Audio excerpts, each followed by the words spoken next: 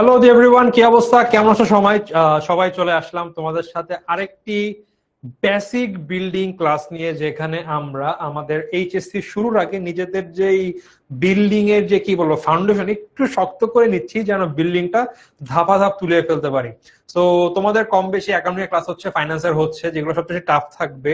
Tough বলতে among দা other business studies subject একটু mathematical issue আছে। আমরা সেইখানে আগে থেকে একটু রড সিমেন্ট বালু দিয়ে সামান্য ভিতটা শক্ত করছি, যেন যখন আমাদের বিল্ডিং তোলা শুরু হবে, যখন কলেজ শুরু হবে, আমরা সাই সাই করে সবকিছু বুঝে ফেলি। তো কি অবস্থা, কেমন আছো তোমরা সব, একটু আমাকে কমেন্টে জানিয়ে দাও। লাস্ট ক্লাস নিয়েছিলাম গত এক সপ্তাহ আগে, অলমোস্ট গত মানডেতে, if I am not wrong, আর এক মানডে দেখা হচ্ছে। তো একটু জানিয়ে দাও কেমন আছো। আহ তাজবিন বলছে আসসালামু আলাইকুম। ওয়ালাইকুম আসসালাম। নাজিফা বলছে আসসালামু আলাইকুম। ওয়ালাইকুম আসসালাম। ভাইয়া কেমন আছেন? আলহামদুলিল্লাহ ভালো আছি। বাই দ্য ওয়ে, অনেকে এখন কমেন্ট করেছো, ক্লাস শুরুর আগে কমেন্ট গুলো দেখা যায়। মনে করি এতক্ষণ দেখা ছিল যে আমরা শীঘ্রই ক্লাস শুরু করব। ইন দা মিন টাইম তোমরা কিন্তু অনেকে কমেন্ট করেছো, আমি কমেন্ট দেখতে পাচ্ছিলাম। সো লাইভে আমি একটু পরে মাত্র আসলাম আর কি। সো অনেকের কমেন্ট উপরে চলে গিয়েছে, সো তাদের কমেন্ট দেখতে পারিনি আনফরচুনেটলি। আমার সামনে এট এ টাইম 4 জনের কমেন্ট থাকে। সো আরেকজন কমেন্ট করেছে, এখন আছে নাজিফার, বলছে রুহুল ক্লাসে আছো। আচ্ছা, এখন প্রশ্ন করলো এই যে কি বারকাত। সো ওর কমেন্ট আসাতে আপুর কমেন্ট চলে গেল উপরে। সেরকম 4 জনের কমেন্ট আসে, আমি এট এ টাইম 4 জনের কমেন্ট দেখতে পারি। সো ইয়েস, অনেকেই কমেন্ট করেছে, এগুলো আমার উপরে চলে গিয়েছে। সাবিত বলছে হ্যালো হ্যালো, কেমন আছো? আবির খান বলছে, আচ্ছা আবির খান বলছে ওকে, কোনো অসুবিধা। তাজভিম বলছে আলহামদুলিল্লাহ ভালো। ওকে, জানাতুল বলছে আসসালামু আলাইকুম। ওয়ালাইকুম আসসালাম। তোয়া বলছে হ্যালো হ্যালো ভাইয়া, কেমন আছো? ওকে, সো তোমরা একটু বলো তো, এর মধ্যে তোমরা কি আমাদের মেইন যেই কোর্সটাতে কে কে এনরোল করেছো, মানে তোমরা কি এনরোলড স্টুডেন্ট বেসে এখানে যে ভাই আমরা কোর্স এনরোল করেছি এটা দেখতে আসলাম, নাকি অনেকেই আছো যারা এনরোলের বাইরেও এসেছো? একটু আমাকে জানাও তো যে ভাই, আমরা এখন আপনাদের ফাইন্যান্স বা অ্যাকাউন্টিং বা এদের বান্ডেল কোনোটা এনরোল করি নাই, জাস্ট শুধুমাত্র আমরা আপনার ক্লাস দেখতে আসলাম। একটু কমেন্ট করা হতো। ফয়সাল বলছে আসসালামু আলাইকুম স্যার। ওয়ালাইকুম আসসালাম। স্যার না বলে ভাইয়া বললেই ভালো, অনেক বুড়া বুড়া লাগে নিজেকে। বাই দ্য ওয়ে, আমি তোমাদের থেকে বেশি বড় না। আমার এইচএসসি ব্যাচ ছিল 2018, মানে 16তে এসএসসি পরীক্ষা দেই। তো ভাই 9 বছর ছোট ভাই রে ভাই, না একটু তো বড় আছি বয়সে। তোমাদের জন্মসাল কত সবার বলো তো? 2008-9 মোস্ট প্রবাবলি, রাইট? আমার 1999। সো অলমোস্ট 9-10 বছরের একটা গ্যাপ আছে। আমি 2016 সালে এসএসসি পরীক্ষা দিই Mohammadpur model school and college থেকে। আমি আগে ক্লাসে বলেছিলাম। দেন আমি ঢাকা সিটি কলেজে ভর্তি হই, সেখান থেকে আমি এইচএসসি পরীক্ষা দিয়েছি 2018 সালে। 18তেই আমি ঢাকার অ্যাডমিশন পরীক্ষায় বসি, দেন আলহামদুলিল্লাহ চান্স পেয়ে 19 সাল থেকে ঢাকা ইউনিভার্সিটিতে আমি আমার বিবিএ শুরু করি। তো এই ছিল আমার হিস্ট্রি। সো সেই হিসাবে তোমরা 25-এ দিলে এসএসসি, আমি 16তে। সো অলমোস্ট 9 বছর। It's a huge gap. আমার ছোট ভাই এবার এইচএসসি পরীক্ষা দিচ্ছে বাই দ্য ওয়ে, আমার পরে আমার বোন, তারপরে আমার ভাই। সো ইয়েস, একটু তো গ্যাপ আছে। ওকে, ভাইয়া বলাটাই বেশি বড়। যদি চুল টুল পাকবে, একটু বেশি দাড়ি মোচ গজাবে, তখন বললো স্যার। সো ভাইয়া বলাটাই বেটার। আমি টিচার না, আমি তোমাদের হালকা গাইড করি। আমি যে খুব বেশি ক্লাস নেই তেমন না। আমি বছরে দেখা যায় কালে ভাদ্রে যেরকম ওই সূর্যগ্রহণ চন্দ্রগ্রহণ হয়, ওরকম মাঝে মধ্যে আমার ক্লাস পড়ে, খুব রেয়ার। আমি মেইনলি অ্যাডমিশন সিজনে কতগুলা ক্লাস নিই, আর মূলত এইচএসসি পরীক্ষা শেষে আমাদের একটা শর্ট কোর্স হয় এসএমপি, যেখানে আমরা একটা সিঙ্গেল ক্লাসে আমরা একটা এন্টায়ার চ্যাপ্টার কভার করি। মেইন টপিক দেখি, মানে লাস্ট মোমেন্ট রিভিশন টাইপের বলতে পারো, ইয়ার লং সলিউশন না। মনে করো যারা সারা বছর পড়েনি, বা মনে করো এখন পাস করা নিয়ে তাদের কনসার্ন, বা পড়ে ফেলেছি রিভিশন দিব, ওদের জন্য কোর্সটা পারফেক্ট। তো ওইখানে কিছু ক্লাস নেই, কারণ এক ক্লাসে অনেক কিছু গুরুত্ব জিনিস ধরাতে হয়। এর বাইরে ওইখানে মনে করো বছরে 7-8টা ক্লাস পড়ে, আর অ্যাডমিশনে 4-5টা, 7-8-12। হিসাবে মাসে একটা করে ক্লাস হয় না, আর যখন ক্লাস হয় সব 1-2 মাসের মধ্যে একসাথে ক্লাস হয়, বাকি ম্যাক্সিমাম সময় ক্লাস থাকে না। কালে ভাদ্রে ক্লাস নেই। সো স্যারের থেকে ভাইয়া is a more appropriate word for me. ভাইয়া আমাদের 26-এর জন্য কোনো ব্যাচ নেই। 26, আচ্ছা অনেকে বলছো ভাইয়া আমাদের 26-এ যারা আছি আমরা কি করব? তো তোমরা যারা 26-এর জন্য আসো, তোমরা চাইলে কিন্তু আমাদের এই কোর্সে ভর্তি হতে পারো। আমরা অ্যাকাউন্টিং ফাইন্যান্স মোটামুটি আগামী বছরের অ্যাকচুয়ালি না, একটু টাফ হয়ে যাবে, কারণ আমাদের নেক্সট ইয়ার মিডিল পর্যন্ত চলে যাবে আমাদের এই কোর্সটা। সো তোমাদের ওই সময় কিন্তু এসএমপি চলবে অলরেডি। সো তোমরা মধ্যে এসএমপিটা পারফেক্ট হবে। But if you guys want যে ভাই আমরা 26-এ আছে, এই কোর্সে ভর্তি হতে পারবো, হয়তোবা লাস্টের দিকে 2-1 চ্যাপ্টার তোমরা মিস করে যাবে, বাট বাকিগুলো কিন্তু মোটামুটি পাবে। ওকে, আচ্ছা ভাইয়া বলবো ঠিক আছে, আচ্ছা ভাইয়া বলবো ঠিক আছে, তবে স্যার বলতে ভালো লাগে। কলেজ অনেক স্যার বাবা, স্যার দেখো চেন, আমরা ভাইয়া বললে মাইর খাবা। তো আমি যখন কলেজে পড়তাম, ঢাকা সিটি কলেজ, স্যার তো অবভিয়াসলি স্যার, মিসকে ম্যাডাম, ম্যাডাম বা মিস বলতাম। এরপর আমি অ্যাডমিশন কোচিং এ ভর্তি হলাম 4 মাসে। তো ওই সময় আমি আবার সবাইকে ভাইয়া বা আপুই বলা হতো। তো তারা আমাদের থেকে দেখা যেত অ্যাডমিশন কোচিং গুলোতে তারা পড়ায় যারা মনে করো university first, second, third, fourth year পরে, বা খুব সিনিয়র আছে যারা মনে করো একদম পুরো এই টিচিংই করে, যেরকম কোচিং এর ওনাররা বা অনেক সিনিয়র নাম করা ভাইয়ারা তারা থাকে। ম্যাক্সিমাম 2-3-4 বছরের গ্যাপের ভাইয়ারা থাকে। তো দেখা যায় এখন যারা অ্যাডমিশন কোচিং এ পড়ায় বা তোমরা পড়াচ্ছে, তারা আমাদের থেকে অনেক জুনিয়র আর কি। সো বেশি গ্যাপ না। সো ভাইয়া ভাইয়া তো একদম খুবই সবাই ভাইয়া ডাকে। সো এখন ভাইয়া ডাকতে ডাকতে যেটা হয়েছে, অভ্যাস হয়ে গেছে ক্লাসের মধ্যে ভাইয়া। দেন আমাদের ইউনিভার্সিটি শুরু হয় 2019 সালের জানুয়ারির মোস্ট প্রবাবলি 6 তারিখ নাগাদ, এরকম 6 বা 9 তারিখ, 6 জানুয়ারি মোস্ট প্রবাবলি ইউনিভার্সিটি শুরু হয়। সো প্রথম ক্লাস হচ্ছে আমাদের ঢাকা ইউনিভার্সিটিতে ক্রেডিট ফিক্স থাকে, মানে প্রতি সেমিস্টারে 5টা করে সাবজেক্ট পড়া লাগবে। তো আমাদের ফার্স্ট সেমিস্টার একটা সাবজেক্ট ছিল বাংলাদেশ স্টাডিজ, এবং আমাদের একজন স্যার ছিলেন জেতা মজুমদার স্যার। স্যারের নাম, স্যার এখন দেশের বাইরে আছে পিএইচডি করার জন্য।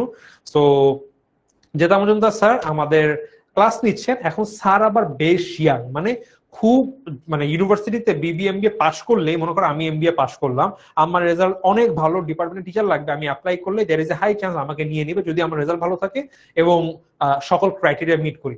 তো দেখা যায় পাস করার সাথে সাথেই টিচার হয়ে যাওয়ার সম্ভাবনা থাকে, বাট রেয়ার হয় যদি ডিপার্টমেন্টে মানে ফ্রি থাকা লাগবে, ভ্যাকেন্সি থাকা লাগবে। তো এরকম স্যার আমাদের থেকে খুব বেশি বড় ছিলেন না। আমরা ছিলাম ঢাকা ইউনিভার্সিটি, মানে আমি ছিলাম আমার ডিপার্টমেন্টের এফবিএস এর 25তম ব্যাচ আমরা। স্যার আমাদের থেকে মাত্র 6-7-8 বছরের বড় ছিল, হয়তো বা 16, 17, 18 এরকম ব্যাচে ছিল, আমি যদি ভুল না হই। এখন যেটা হয়েছে, স্যারের দেখতে ইয়াং, মাত্র পাস করেছে, 2-3 বছর হয় পড়াচ্ছে, খুব ইয়াং, শেফ টেফ করে, শেফ গুলো আরো বেশি, স্যার হ্যাংলা পাতলা, বেস্ট স্মার্ট, সো একদম ভাই ভাইয়ের মতো এবং ওরকম আসলে বিহেভ করে।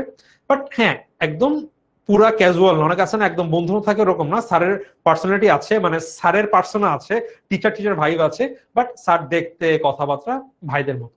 ভুলে একদিন ক্লাসে আমি বলে ফেললাম, স্যার প্রশ্ন করছে তোমরা এটা পারছো? আমি বললাম জি ভাই। অনেকেই বলছে যে ইয়াস স্যার বলেন, আমি বলে জি ভাই বলে ফেলছে। ওই যে অ্যাডমিশনের 4 মাস অভ্যাস হয়ে গেছে। সো স্যার বুঝছে ব্যাপারটা, বাট ক্লাসে বললো সবাই কি ভাই, মানে যে পিছন দিয়ে আসে না, সবাই একটু হাসবে না করে ভাই এরকম করে করে উঠছে। তখন আমাকে, এখন স্যার তো একটু মানে করছে, কিছু করা উচিত। ভাই কে বললো ভাই?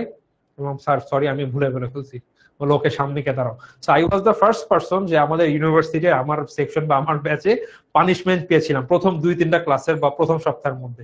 সো যাই হোক, ভাই স্যার যেটাই বলো না কেন, আমাদেরকে কলেজে কিন্তু স্যারদেরকে স্যার বলো, আমাদের ভাই বলো, কোনো প্যারা নেই। ওকে, আমরা আমাদের ক্লাস শুরু করে অনেক বকবক করে ফেললাম। ওকে, সো আমরা লাস্ট ক্লাস এখান থেকে কারা কারা করেছি বলো কি? অ্যাকাউন্টিং এ 4টা পেপার না ভাইয়া, অ্যাকাউন্টিং এ 2টা পেপার। ওকে, একটু আমাকে বলো তো তোমাদের এখানে কে কে আমার আগের ক্লাসটা করেছো? আমি কিন্তু আজকে আমাদের অর্থের সময় মূল্যের উপরে সেকেন্ড ক্লাস নিচ্ছি। সো এইটা আমার সেকেন্ড ক্লাস। আমি আগে একটা ক্লাস নিয়েছিলাম গত উইকে, এবং সেই উইকে আমি তোমাদেরকে পড়িয়েছিলাম অর্থের সময় মূল্যের চ্যাপ্টারের কি কি টপিক আছে। আমি তোমাদের কিন্তু ইম্পর্টেন্স গুলো দিয়ে দিয়েছিলাম এবং বলেছিলাম সবচেয়ে বেশি ইম্পর্টেন্ট কোনটা, সবচেয়ে বেশি ইম্পর্টেন্ট হচ্ছিল এইটা, এবং তারপরে হচ্ছিল এইটা, মানে সবচেয়ে বেশি সেকেন্ড এইটা, মোস্ট ইম্পর্টেন্ট এইটা। এইগুলো অনেক ইম্পর্টেন্ট, এখান থেকে প্রশ্ন হয়। বাট যদি বলি মোস্ট ইম্পর্টেন্ট, যদি বলি 5 স্টার এটা, এবং এটা হচ্ছিল 4 স্টার। এইগুলো অবভিয়াসলি আছে, এগুলো ইম্পর্টেন্ট, বাট যদি এখান থেকে বলে একটা প্রশ্ন করতে হবে, হয়তোবা এই দুইটার সাথে এইখানে এইটাও ইনপুট দিয়ে দিতে পারে, এরকম মিলে একটা সৃজনশীল হতে পারে। সাধারণত তোমরা এই ক্লাসটা এই চ্যাপ্টার থেকে একটা বা দুইটা সৃজনশীল প্রশ্ন পাবাই। তোমাদের ফুল সিলেবাসে মোট 9টা চ্যাপ্টার, প্রশ্ন হবে 11টা। There is a high chance তোমরা এই চ্যাপ্টার থেকে দুইটা পাবা, ক্যাপিটাল বাজেট থেকে দুইটা প্রশ্ন পাবা, অনেক সময় তিনটাও হতে পারে, because this two are the most important chapters in your finance first paper book. এখন এইখান থেকে আমরা দেখেছিলাম আমাদের এসএসসি এর সাথে কি কি রিলেটেড আছে। আমরা দেখেছিলাম কিভাবে আমাদের এই ফর্মুলাটা আমরা করে এসেছি, প্রেজেন্ট ভ্যালু বের করতে হবে। অনেক ক্ষেত্রে আমাদের এম দিয়েও মান করা লেগেছে, ওইটা তো আমি দেখিয়েছি আগে। দেন আমরা কিভাবে প্রেজেন্ট ভ্যালু বের করি, কিভাবে আমরা ফিউচার ভ্যালু বের করি, এই দুইটা জিনিস আমাদের মোটামুটি এসএসসি এর সাথে রিলেট ছিল। একটা নর্মাল, এর সাথে যদি আমাদের চক্রবৃদ্ধি থাকে তখন কি হবে আমরা দেখেছি। একইভাবে ফিউচার ভ্যালু 3 নম্বর ফর্মুলা, ফিউচার ভ্যালু মানে বার্ষিক চক্রবৃদ্ধি হলে কি হবে, যদি বছরে একাধিকবার চক্রবৃদ্ধি হয় তখন কি হবে, আরেকটা ফর্মুলা মানে এম এসেছে, 4টা ফর্মুলা। এবং আরেকটা দেখেছিলাম আমরা ইআইআর বা কার্যকরী সুদের হার বা ইআইআর বা ইএআর যেটাই বলি। সো এই কয়েকটা ছিল আমাদের এসএসসি তে পড়ে এসেছি, যেটা আমাদের এইচএসসি সিলেবাসের মধ্যে কানেক্টেড। এবং তোমরা এই যেগুলো পড়েছো না, এই যে টপিক গুলো পড়েছো, প্রেজেন্ট ভ্যালু নির্ণয়, ফিউচার ভ্যালু নির্ণয় এবং তোমাদের ইআইআর বা ইএআর, এগুলা কিন্তু অনেক বেশি ইম্পর্টেন্ট এবং অনেক বেশি রেলেভেন্ট। সো ভাই এসএসসি তে পড়েছি হয়ে গিয়েছে না, ম্যাথ প্র্যাকটিস করতে হবে, কথা ঘুরিয়ে দিবে। সো এগুলোকে ধরতে হবে, ধরলে তোমাদের হাই চান্স তোমরা মনে করো এইচএসসি তে তোমরা মোটামুটি একটা সৃজনশীলে 3 বা 4 নম্বর কমন পেয়ে যাবা, আশা করা যাচ্ছে। আমার সময় যখন প্রশ্ন এসেছিল তখন আমার প্রশ্ন, আমি 2018 সালে এইচএসসি পরীক্ষাতে যতদূর মনে পড়ে আমার টাইম ভ্যালু অফ মানি থেকে এই দুইটা টপিক থেকে প্রশ্ন হয়ে গিয়েছিল। আমাদের ফাইন্যান্স আমি ভালো পারতাম, আমি প্রশ্ন শুরু করি 1 2 3 থেকে লেখা শুরু করি। সো আমাদের 60টা উত্তর করতে হবে। সো 60টার মধ্যে আমি হচ্ছিল অর্থায়নের সূচনা এবং প্রথম যেই থিওরিটিক্যাল চ্যাপ্টার আছে, চ্যাপ্টার 1 2, একটা বাদে বাকি সব ম্যাথ আমি উত্তর করে ফেলছি। ভাই ভেরি ইজি, যা দেই খুব ছোট ছোট ম্যাথ সব হয়ে যায়, 1 পৃষ্ঠা আধা পৃষ্ঠা সব ম্যাথ, গত আধা পৃষ্ঠা হয়ে যায়, ম্যাক্সিমাম 1 পৃষ্ঠা লাগে। সো উত্তর সব ডান। আমি যখন পরীক্ষা শেষ করে ফেলছি, 7টা উত্তর শেষ, আমি প্রশ্নপত্র কিভাবে দেখাবো, একটা পেপার আমাদের এইচএসসির প্রশ্ন হয় সাধারণত যখন ম্যাথমেটিক্যাল হয়, একটা মানে এরকম ভাঁজ করা থাকে 4 পেজ, মানে 2 পাতা মিলে প্রশ্ন হয়, এরকম বইয়ের মতো উল্টাতে উল্টাতে হয়। আমি তো শুরু থেকে ভাই পারছি, 6-7টা কমন পাচ্ছি, করা শুরু করে দিছি, আমার হয়ে গেছে 1 ঘন্টা 30 মিনিট পরীক্ষা, আমরা 1 ঘন্টা আমার 10-12 মিনিটের পরীক্ষা শেষ, বুঝে ভাই করছি।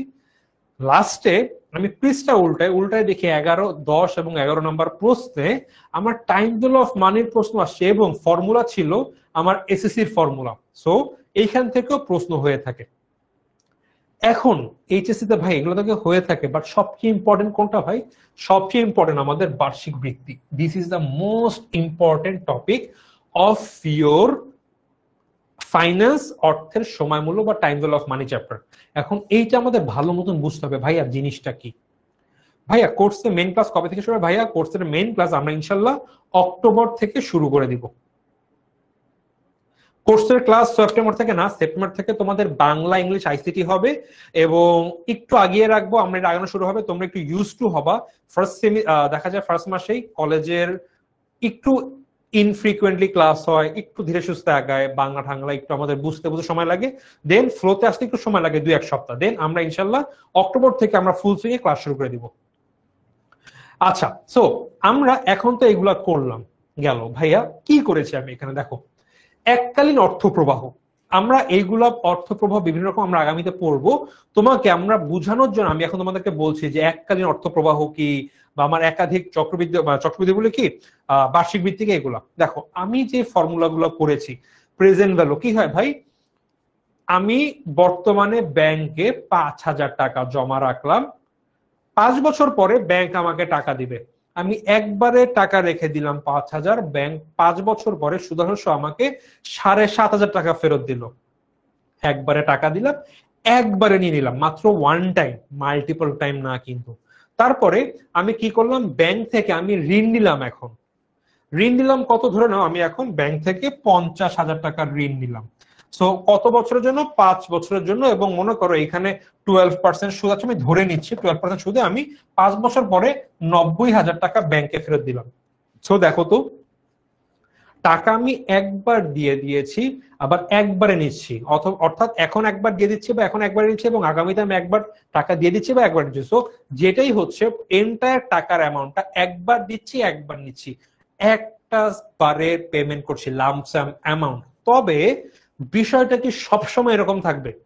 চিন্তা করো তো, তোমরা এইখানে, আচ্ছা বাইরে বলো তো, তোমরা এখানে কে কে ডিপিএস, তোমাদের গার্জিয়ান অনেকে করে ডিপিএস বা ডিপোজিট পেনশন স্কিম বা সঞ্চয় হিসাবে প্রতি মাসে নির্দিষ্ট পরিমাণে অ্যামাউন্ট জমা দেয়? বলো তো এইখানে এই সাবজেক্টের প্র্যাকটিক্যাল আছে না? এই সাবজেক্টের প্র্যাকটিক্যাল নেই। ফাইন্যান্সের প্র্যাকটিক্যালে তুমি টাকা, আচ্ছা ফাইন্যান্সের কোনো প্র্যাকটিক্যাল নাই।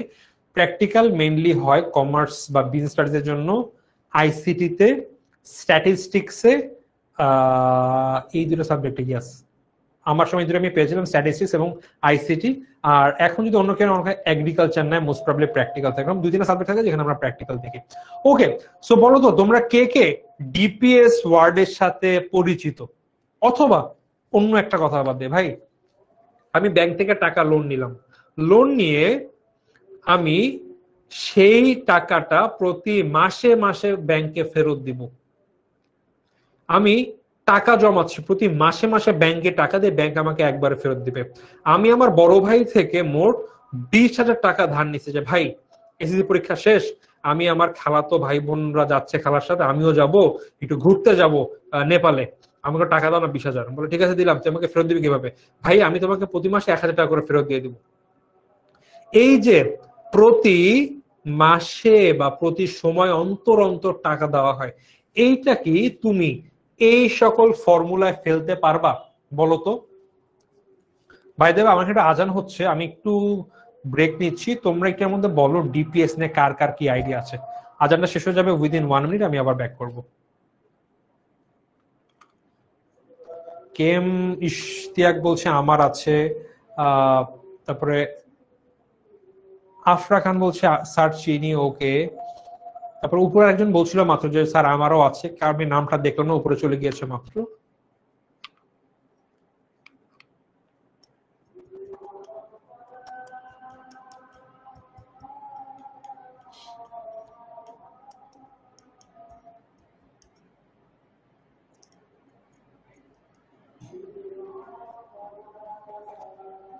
এহসান বলছে স্যার স্ট্যাটিস্টিক্স এর কোন কোর্স আছে? ইয়েস, স্ট্যাটিস্টিক্স এর কোর্স অনেক কলেজে থাকে। আমার কলেজে মোট 4টা অপশন দিয়েছিল। আচ্ছা আমি আজানো শেষ হোক, আমি একটু তোমাদের থার্ড বা ফোর্থ সাবজেক্ট নিয়ে কথা বলি, তোমাদের আইডিয়া হেল্প হবে।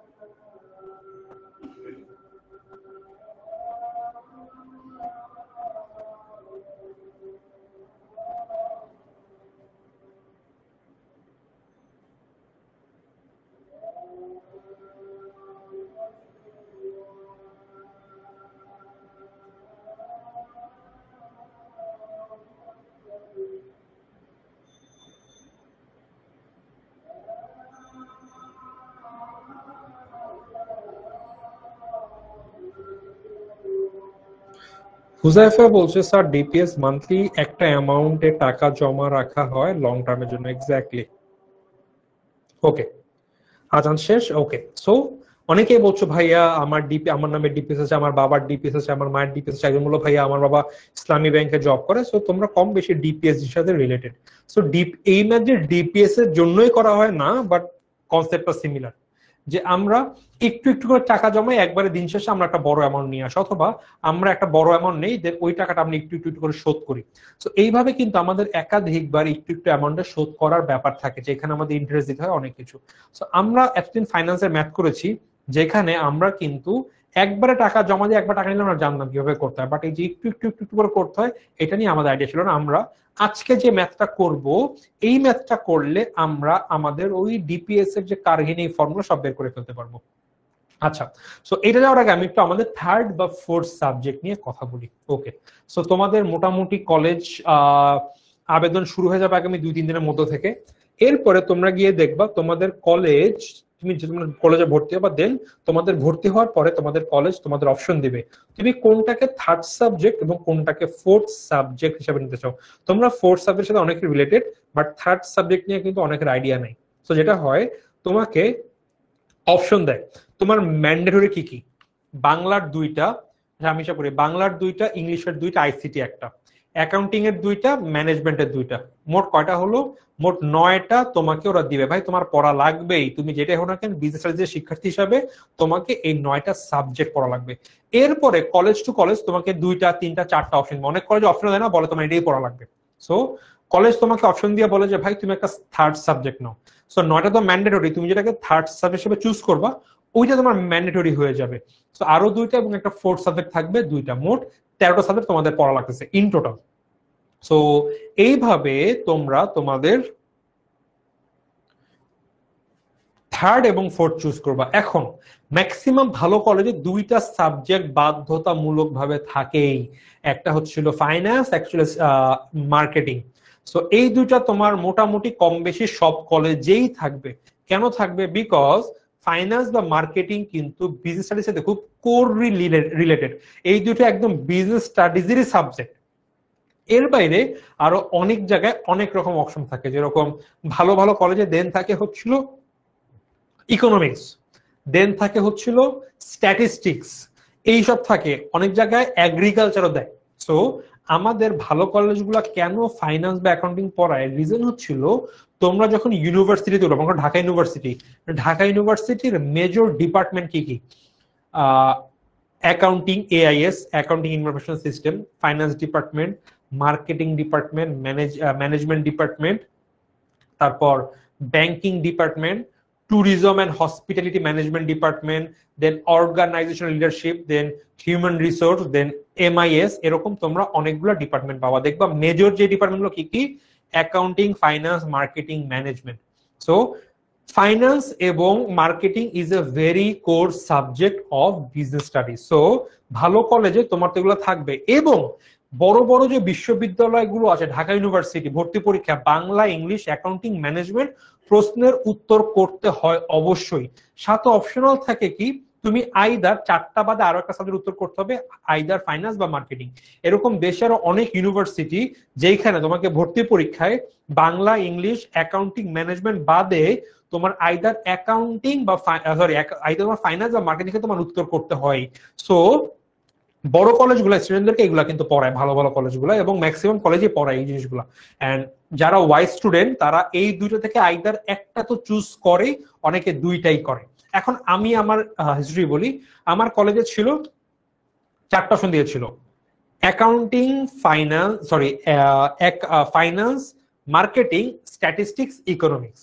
এখন মার্কেটিং থিওরিটিক্যাল সাবজেক্ট, ফাইন্যান্স আমি এসএসসি তে করছি ভাই, ফাইন্যান্স দুধ ভাজা একটা সাবজেক্ট, যতগুলো সাবজেক্ট আছে সবচেয়ে easy subject finance, even more easy than management. So finance তো করা লাগবে, তো নিবই থার্ড সাবজেক্ট হিসাবে। ফোর্থে কোনটা নিব? মার্কেটিং।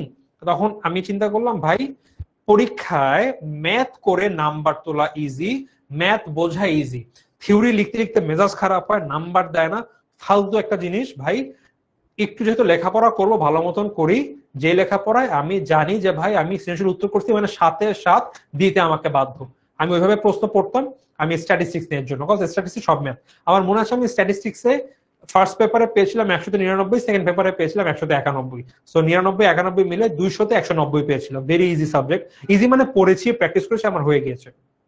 তো তোমাদের অপশন দিবে। সো আমার একটু সাজেশন থাকবে, তোমাদের অনেক টিচাররাই থাকার সময় বলে তোমরা এগ্রিকালচার পড়ো, এগ্রিকালচার খুবই ফাউ একটা বকবাস একটা তোমাদের সাজেশন দেয়। কারণ দেখা যায় ওই স্যার হয়তো বা ফাইন্যান্স মার্কেটিং পড়াইতে পারে না, তাই তোমাদের এগ্রিকালচার পড়াবে। ভাই থিওরি এগ্রিকালচার পড়া বুঝাই দিব, এতটুকু সারে দিলাম, এতটুকু এটা করবা, নোট করো, মুখস্থ করো, লেখো, কোনো দরকার নাই। যেইটা তোমাদের বুঝতে হবে কোনটা তোমাদের জন্য ইম্পর্টেন্ট, ফাইন্যান্স অথবা মার্কেটিং, একটা নেওয়া তোমার জন্য ফরজ। অবভিয়াসলি নেবে, এখন যার যেটা হয়। এবং অনেক আছে ভাই আমি 2টা নিতে চাই, নিতে পারো, it's entirely up to you. But হ্যাঁ ভাইয়া 2টা নিতে হবে একটা, আমি আবার ম্যাথ একটু কম করি, obviously you have marketing, marketing না তোমার কোনো অসুবিধা নেই, তুমি আগামীতে অ্যাডমিশন ভর্তি পরীক্ষা আটকাবা না। এখন ভাই আমি যেরকম ফাইন্যান্স পড়েছি, স্ট্যাটিস্টিক্স পড়েছি, আমার মার্কেটিং ছিল না, আমি কিন্তু বিবিএ তে এসে মার্কেটিং এ গ্রাজুয়েশন করেছি। সো আগামীতে ভাই আমি এখন মার্কেটিং পড়লে আগামীতে ফাইন্যান্স পড়তে পারবো না এমন কোনো কথা নেই। ভর্তি পরীক্ষার মতো হবে, তুমি এখানে যত পজিশন পাবে। এমনও হতে পারে ভাই আমি আমার ভর্তি পরীক্ষায় বাংলা, ইংলিশ, অ্যাকাউন্টিং, ম্যানেজমেন্টের পরে আর একটা যে অপশনাল সাবজেক্ট ছিল সেইখানে আমি কিন্তু ফাইন্যান্স দাগিয়েছিলাম। সো দেখো প্রশ্নে মার্কেটিং ছিল, মার্কেটিং এ বাদ দিছি, বাট আমি কিন্তু মার্কেটিং ডিপার্টমেন্টে পড়ছি বিকজ আমার পজিশন এমন জায়গায় ছিল যেখানে আমি অ্যাকাউন্টিং বা ফাইন্যান্স ডিপার্টমেন্ট পাইনি। আমার ভর্তি পরীক্ষার আমার পজিশন ছিল 396। সাধারণত 360 থেকে 70 পর্যন্ত, 380 পর্যন্ত আমাদের মার্কেট অ্যাকাউন্টিং বা ফাইন্যান্সে মোটামুটি একটু সিট পায় লাস্টের দিকে, বাট এরপরে হয় না। সো আমার কিন্তু এখানে আমি আটকে গিয়েছিলাম। সো যারা থার্ড বা ফোর্থ চুজ করবা, কয়দিনের মধ্যে তোমাদের কলেজ দিবে, মাস্ট এনশিওর যে এমন কলেজে যাচ্ছ যেখানে তোমার ফাইন্যান্স বা মার্কেটিং পড়াচ্ছে। এটা সব কলেজে পড়াবে, টেনশন করার দরকার নেই। তুমি কলেজ চুজ করো, ভালো কলেজ। কলেজ যখন সাবজেক্ট চলে যাবে তখন এই কাজ করো। আমাকে একটা স্টুডেন্ট নক দিয়েছিল, ওর লেখাপড়া খুব কনসার্ন, আমার দেখে ভালো লেগেছে যে ভাইয়া আমি একটা স্যারের কাছে একটু পড়া শুরু করে দিয়েছি অ্যাকাউন্টিং এবং এটা, এখন আমাকে স্যার বলছে এগ্রিকালচার পড়ো।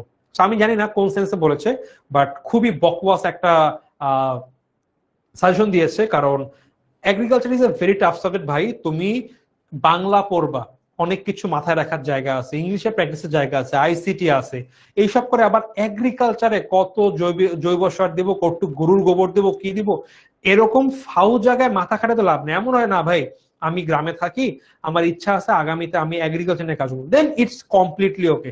বাট বেচারি ঢাকার ক্যান্টনমেন্টের এখানে বাসা, ওকে স্যার বলছো তুমি এগ্রিকালচার পড়ো, নিশ্চয়ই ওই স্যার ফাইন্যান্স মার্কেটিং কিছু পারে না, পড়ছে এগ্রিকালচার, পড়ায় কোনো মতে, সো বলছে এগ্রিকালচার আমি তোমাকে পড়াতে পারবো, এনশিওর করতেছে। তো এরকম তোমাদের অনেকেই বকওয়াস তোমাদের আইডিয়া দিবে যে এটা করো, নেভার লিসেন টু দেম। এখন হ্যাঁ, ওই যে বললাম তুমি ঢাকার বাইরে পড়তেছো ভাই, আমি অনেক দুর্বল, আমি ম্যাথে, ফাইন্যান্স পারবো না, আমাকে দিচ্ছে ফাইন্যান্স, স্ট্যাটিস্টিক্স, এগ্রিকালচার, আমি কি করবো, আর মার্কেটিং, আমি ম্যাথে দুর্বল, ফাইন্যান্স স্ট্যাটিস্টিক্স আমি পারবো না। In that case obviously agriculture তোমার নিতে হবে, তুমি পারো, বাদ ভাই আমি এসেছি অনেক ভালো এগ্রিকালচার পারতাম, আমি নেই, আমি জানি A+ পাবে, ইন দ্যাট কেস নাও, ঠিক আছে। বাট এই টাইপের যেসব সাজেশন দেয় যে এটা নাও ভালো সাবজেক্ট, এরকম এরকম যদি কেউ দিয়ে থাকে, এক কান্দে শুনে অন্য কান্দে বের করে দিব। এগ্রি নিয়ে পড়লে BAU অ্যাডমিশন নেওয়া ইজিয়ার হয় না ভাই? তুমি যদি বলো ভাইয়া আমার প্ল্যান আগামীতে আমি হচ্ছিল আর্টসের এই সাবজেক্ট নিয়ে পড়বো, তখন কিন্তু তোমার পরীক্ষা হবে বাংলা, ইংলিশ, জেনারেল নলেজের উপরে, এরকম। তো তুমি এগ্রিকালচার ইউনিভার্সিটিতে পড়বা, তুমি এখন দেখো এগ্রিকালচার ইউনিভার্সিটিতে কোন সাবজেক্টে পড়বা, ওইখানে কি কি রিকোয়ারমেন্ট আছে। যদি তুমি বলো যে না ভাই ওইখানে আমার এখানে লাগবে, ইন দ্যাট কেস পড়ো। বাট খুব কম সংখ্যক শিক্ষার্থী আমি দেখেছি যারা এগ্রিকালচার ইউনিভার্সিটির জন্য প্ল্যান করে। ম্যাক্সিমাম শিক্ষার্থী ঢাকা ভার্সিটি, জাহাঙ্গীরনগর, সবাই ড্রিম ইউনিভার্সিটি থাকে এইসব জায়গায়। তো এটা বাদ দিলাম, একটু ইজি টু অ্যাক্সেস আমাদের গুচ্ছ আছে, জগন্নাথ আছে, এখানে তোমার বাংলা, ইংলিশ, অ্যাকাউন্টিং, ম্যানেজমেন্ট লাগবে, অনেক অনেক জায়গায় ফাইন্যান্স এবং মার্কেটিং লাগবে সাথে। সো ওইসব জায়গায় তোমার প্রয়োজন নাই। যখন ইউনিভার্সিটি দেখবে, একটা বড় ইউনিভার্সিটি দেখো যেন তোমার কাজে আসে সাবজেক্ট গুলো। ওকে, আমি পড়ার বাইরে অনেকক্ষণ আই থিঙ্ক বকবক করে ফেলেছি। ভাইয়া ঢাকা ইউনিভার্সিটি আর IBA ডিপার্টমেন্ট নিয়ে বলেন। এইটা বললে তোমার ভাইয়া বোঝার মতো একটু টাইম লাগবে। বাই দ্য ওয়ে, রায়ান প্রশ্ন করছে, আমার নামও রায়ান ওয়ালি। ওকে ভাইয়া, এখনো না, তুমি কলেজ শুরু করো, আস্তে আস্তে এসব তুমি জানতে পারবে। এখনই এইসব নিয়ে মাথা ঘামানোর কোনো দরকার নেই। তোমার ইউনিভার্সিটি চান্সের ক্ষেত্রে তোমার কলেজ কোনো ম্যাটার করে না, তুমি তোমার কলেজ চুজ করো, কলেজে ভর্তি দেন বাকি সব হবে। ভাইয়া স্ট্যাটিস্টিক্স কি অনেক হার্ড? যদি তুমি একটা খারাপ টিচারের পাল্লায় পড়ো, স্ট্যাটিস্টিক্স ইজ আ নাইটমেয়ার। তোমরা দেখবা অনেক বিখ্যাত একটা বই স্ট্যাটিস্টিক্স এর, আব্দুল আজিজ স্যারের বই চলে, মার্কেটে দেখবা। আজিজ স্যার আমাকে সরাসরি পড়াতেন, আমাদের কলেজে টিচার, আমি ক্লাসে পড়তাম। আমি আজিজ স্যার, আমি মেনলি আমার HSC তে আমি 2টা সাবজেক্ট বাইরে পড়তাম, 3টা। ICT ওই যে 3-4 মাসের কোর্স ফুল কমপ্লিট করে ফেলবে, ফার্স্ট ইয়ারে একটা, সেকেন্ড ইয়ারে একটা। আমি কোর্স করেছিলাম ভাই 4 মাসে, ফার্স্ট ইয়ারে সকল কিছু শেষ, সেকেন্ড ইয়ারে ফার্স্ট 3 চ্যাপ্টার শেষ, প্রথম শেষ, সেকেন্ড ইয়ারে পরের 3 চ্যাপ্টার শেষ, 4 মাসে শেষ। স্ট্যাটিস্টিক্স 6 মাসের কোর্স হতো। আমি একটা স্যারের কাছে পড়তাম, স্যারের নাম ছিল ফরিদ স্যার। স্যারের বইও বেশ ভালো চলেন। স্যারের সাথে আরো একটা রাইটার আছে, বড় রাইটার, দুজনের নামে চলে বইটা। সো আমি কলেজে পেয়েছি আজিজ স্যার, অসাধারণ পড়াতেন, এবং আমি বাইরেও একটা স্যারের কাছে পড়েছিলাম। সরি আমি দুটা কোচিং করেছিলাম, আইসিটি এবং এটা। এবং আমার বাসায় একটা স্যার এসে আমাকে একটু অ্যাকাউন্টিং দেখাতেন মাঝে মধ্যে, আমি নিজে মেনলি পড়তাম এখানে। তো আমি ভালো টিচারের পাল্লায় পড়েছিলাম, তার আমাকে ভালো মতন প্রিপেয়ার করেছিল, আমি খুব ভালো মতন পড়েছিলাম। এবং হ্যাঁ, আমি অনেক প্র্যাকটিস করতাম। আমার প্রতি উইকে 2 দিন বা 3 দিন ক্লাস থাকতো, বা আমি ক্লাসে যেটা করতাম, কলেজে 2 দিন ক্লাস, ক্লাসে যা পড়াবে আমি আগে সেই চ্যাপ্টার আমার কভার করা থাকতো, সো দ্যাট আমি কলেজে গিয়ে ভাই স্যার পারছে আমি পারি, আচ্ছা স্যার এইটা পড়াচ্ছে, এটা আমি বুঝতেছি না, আমি আগে থেকে প্রপারলি চ্যাপ্টার শেষ করতাম ইনক্লুডিং প্র্যাকটিস, আমার জন্য ক্লাস সমস্যা হতো না। বাইরে যে স্যারের কাছে পড়তাম, সেই স্যার সেই দিন সে যেই টপিকটা পড়াচ্ছেন বুঝাচ্ছেন, আমি এনশিওর করতাম ওই দিনই বাসায় এসে আমি পড়তাম। আমি কলেজে প্রতিদিন আমার হাতে ঘড়ি ধরা 7টা থেকে 11টা 3 বা 4 ঘন্টা আমার ডেইলি পড়া বন্ধ থাকতো। সো আমি এখন ম্যারিড, আমার কদিন আগে বিয়ে হয়েছে। সো কলেজ থেকেই তোমাদের যে আপু, মানে আমার বিয়ে হয়েছে আমার ওয়াইফ, তার সাথে আমার মোটামুটি যোগাযোগ ছিল। সো আমাদের একটা ছিল যে ভাই আমরা 11টার আগে সন্ধ্যায় বাসায় ঢোকার পরে, ও কলেজ থাকতো সকালে, আমারও ছিল দুপুরে, আমরা ভিন্ন কলেজে থাকতাম। সো আমাদের টাইম টেবিল ম্যাচ হতো না, জাস্ট ফোনে একটু কমিউনিকেশন হতো। আমাদের যদি ফোনে কোনো কমিউনিকেশন হয়, আমরা এই করতাম 11টার আগে আমরা ফোনে ঢুকবো না, কারণ ঢুকলে নোটিফিকেশন আসে, এটা আসে, আমরা মিলে দুজন বসে থেকে প্ল্যান করতাম ভাই ফেসবুক যা হোক আমরা 11টার আগে ফোন ধরবো না। আমার প্রতিদিন বাসায় আমি কোচিং থেকে আসতাম, এসে ফ্রেশ হতাম, 4টা 50 কোচিং শেষ হতো, 5:30 6:30 7টা 7:30 মধ্যে বাসায় চলে আসতাম ফ্রেশ হয়ে, 8 9 10 11 12 11টা পর্যন্ত প্রতিদিন পড়া আমার পরীক্ষা বাদে। সো 3 থেকে 4 ঘন্টা ডেইলি পড়তাম, আমার কলেজ লাইফে কোথাও আটকায়নি। ওকে, সো যেই পড়তাম আমার 3 দিন কোচিং থাকতো, বাসায় এসে ওই যেদিন ক্লাস থাকতো আমার সময় ফাঁকা থাকতো, ভাই ওই দিন আমার স্ট্যাটিস্টিক্স ক্লাস আছে, আমি বাসায় এসে প্র্যাকটিস করতো, স্যার যা দিত আমি ওই দিন ওগুলো সব প্র্যাকটিস করতাম। সো আমার হয়ে গিয়েছে। Statistics not that much hard, but তোমার প্র্যাকটিস করতে হবে। আর যদি হ্যাঁ ভাই স্যার তোমার ভালো হয়নি, ভুল পড়াচ্ছে বলতে প্রপার টেকনিকে পড়াচ্ছে না, ইউ আর ডুমড, কিছু করার নেই। So it's very important to make sure sir properly পড়াচ্ছে, স্যার না পড়লেও আমি নিজে পড়া ট্রাই করছি। বইগুলো ভেরি ইজি, তোমরা স্যারের বই পড়বো, আব্দুল আজিজ স্যারের বই ফ্যান্টাস্টিক বই, স্যারের বইটা অনেক কিছু আছে, স্যার তোমাদের করে ফেলবে। ওকে,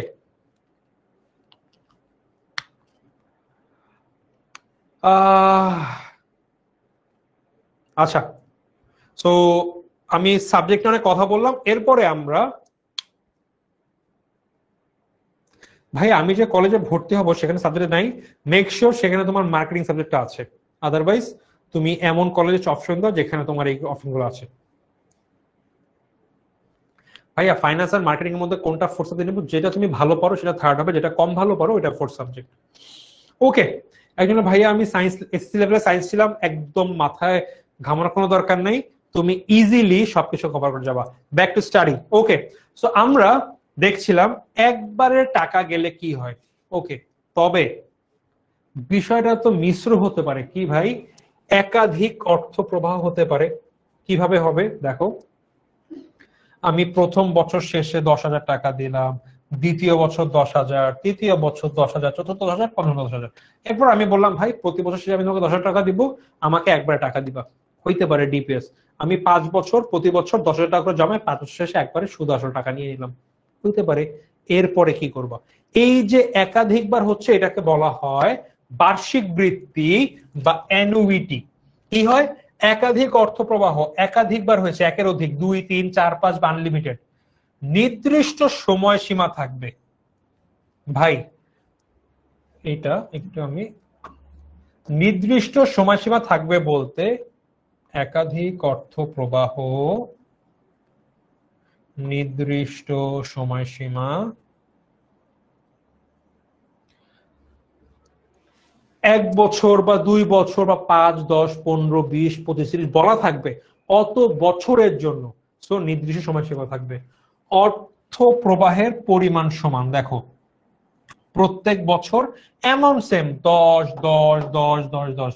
তোমার বাবা মা বা তোমরা নিজে যারা ডিপিএস করে দেখবা প্রতি মাসে সিমিলার অ্যামাউন্ট অফ মানি কাটে প্রত্যেক মাসে। সো একটা নির্দিষ্ট পরিমাণ অর্থ থাকে। সো পরিমাণ সমান এবং সময়ের ব্যবধান সমান।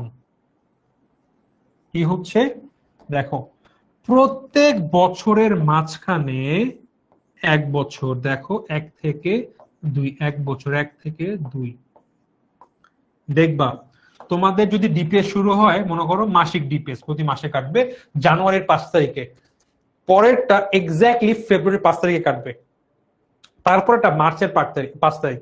কে বলা ভাই আমার ইয়ারলি হয়, আমি জানুয়ারি 1 তারিখ কাটছিলাম। দেখো প্রত্যেক বছর প্রতি জানুয়ারির 1 তারিখে তোমাদের এই ডিপিএস এর টাকাটা কাটবে।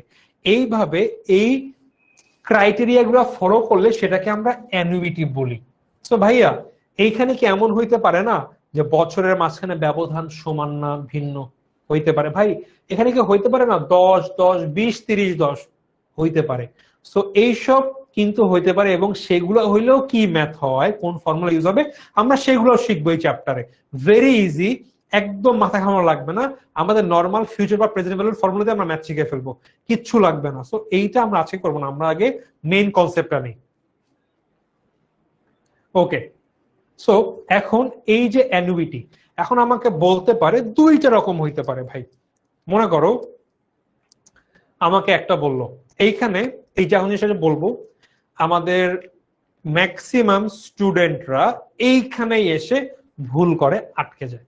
সো আমাদের এই অ্যানুইটির দুইটা, অ্যানুইটির বর্তমান মূল্য আমরা কি জানি, বর্তমান মূল্য হচ্ছিল প্রেজেন্ট ভ্যালু। অ্যানুইটির ম্যাথে এ কে ছোট্ট করে লিখে দিতে হয়, নিচে এ লেখা থাকে। আর এইটা হচ্ছিল অ্যানুইটির ভবিষ্যৎ মূল্য, future value, present value, future value, annuity. আচ্ছা, এখানে দেখবা সাধারণ অ্যানুইটির বর্তমান মূল্য, অগ্রিম অ্যানুইটির বর্তমান মূল্য। আপাতত এইটা আমরা না জানি, অগ্রিম কি বর্তমান কি। সাধারণ কি? সাধারণ হচ্ছে ভাই প্রতি সময়ের শেষে, মনে করো আমি মাসের শেষে ডিপিএস এ টাকা দিব, এটা জেনারেল। সো ভাই আমি ডিপিএস কবে হয়, আমার বছরের ভাই শেষ তারিখে টাকা কাটে, নর্মাল। এটা হচ্ছিল আমার সাধারণ অ্যানুইটি, বা আমার ভাই এই নির্দিষ্ট সময় শেষে কাটে, এটা সাধারণ অ্যানুইটি। অনেক সময় হয় কি না, সময়ের শুরুতে কাটবে ভাই, তুমি বছরের শুরুতে টাকা কেটে নিবে, যদি বছরের শুরুতে কাটে ইন দ্যাট কেস অগ্রিম অ্যানুইটি। ফর্মুলায় সামান্য একটু চেঞ্জ আছে, যেটা তোমরা ম্যাথ করার আগে জেনে, বাচ্চা ভাই আমরা জানি, তো আমি যখন করাবো আমাদের পেইড ক্লাসে এগুলো আমি সব দেখিয়ে দিব, টেনশনের কোনো জায়গা নেই, আমরা নর্মাল অ্যানুইটি বলছি। So present value annuity, future value annuity. তুমি টাকা জমাচ্ছ, ব্যাংকে টাকা দিচ্ছ 10,000, 10,000, 10,000, 10,000, 10,000 টাকা, তুমি একবারে নিয়ে নিচ্ছ এত টাকা। আবার তুমি বর্তমানে টাকা লোন নিলা, তুমি টাকা জমা দিচ্ছ 10,000, 10,000 করে। ভাইয়া প্রেজেন্ট ভ্যালু অ্যানুইটি কোনটা, ফিউচার ভ্যালু অ্যানুইটি কোনটা, মানুষজন 2 বছর পড়ার পরেও অনেক সময় বুঝতে পারে না, হয়তোবা প্রপারলি বুঝানো হয় না। আজকে তোমরা যারা ক্লাসের মধ্যে আছো, আই থিঙ্ক তোমরা এরপরে কলেজে বা নিজে পড়াশোনায় কখনো এটা ভুল করবা না। দুইটা কেস হইতে পারে। আগে কেসটা কি, অল্প অল্প অল্প অল্প অল্প টাকা জমায় একবারে একটা বড় অ্যামাউন্ট হয়। তো কি হয় ভাই, আমি ছোট্ট ছোট্ট করে টাকা জমাই,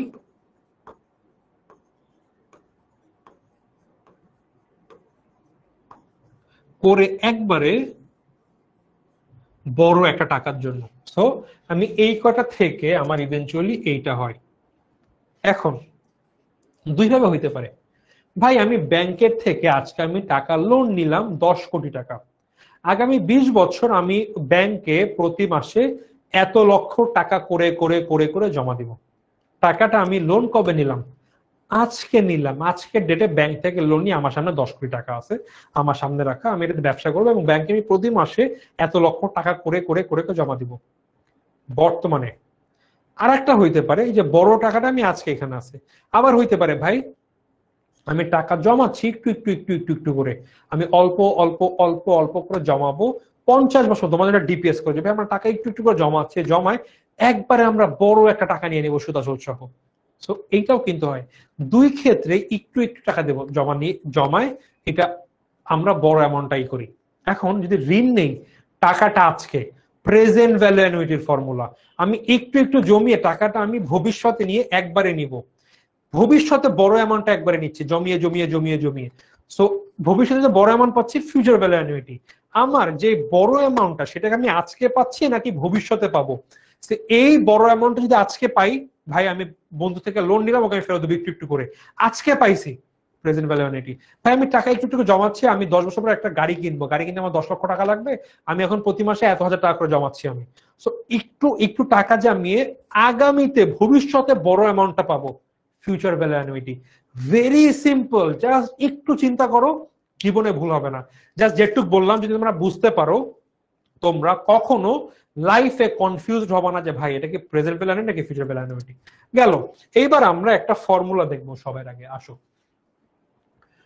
ভবিষ্যৎ মূল্য, এইখানে এফ এটা বড় হাতের লেখা, অ্যাকচুয়ালি এটা হবে ফিউচার, সরি এফ এ লিখে কি ভাই, ফিউচার ভ্যালু অ্যানুইটিটা নিচে ছোট আকারে হবে। ওকে, ফর্মুলা কি ভাই, future value annuity equal to A, গুণ নাই মানে তো গুণ, A into 1 plus I whole to the power n minus 1 divided by 8। Formula ভাই এটা তো মুখস্থ করা লাগবে, কারণ আমাদের দুইটা তিনটা ফর্মুলা মুখস্থ করলে আমাদের পুরো চ্যাপ্টার কভার হয়ে যাবে। আমরা অলরেডি প্রেজেন্ট ভ্যালু, এইটা তো আমরা একটা, এই present value equal to future value into 1 plus, sorry কি বলি,